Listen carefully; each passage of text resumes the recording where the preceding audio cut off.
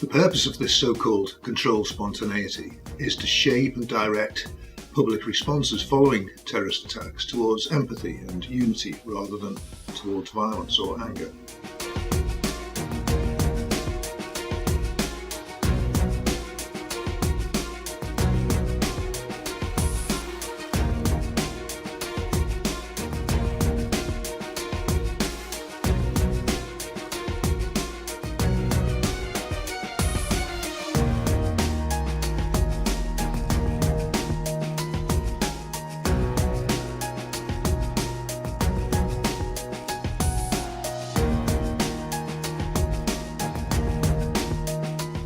An example of these operations in the UK was following the murder of the British aid worker Alan Henning by Islamic State militants in 2014.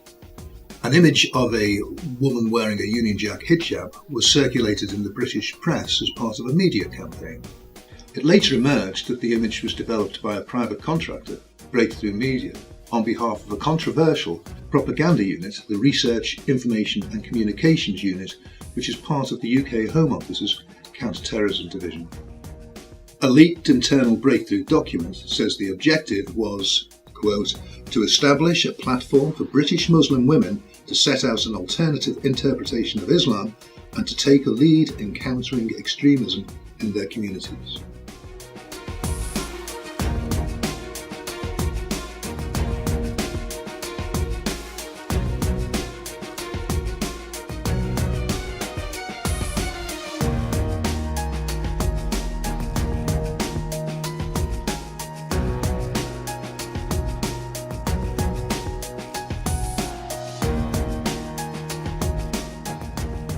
Another example followed the terrorist attacks on London Bridge in June 2017, in which 8 people were killed.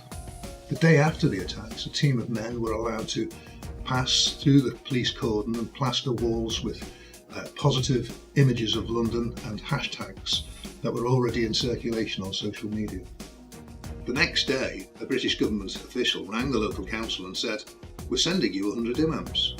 And sure enough, a few days later, 100 imams from across the UK arrived at London Bridge, walked across the bridge, and then read out a statement condemning the attack.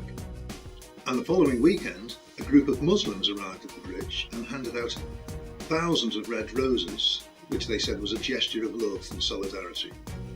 What was not mentioned was that the organiser worked for the UK's Home Office.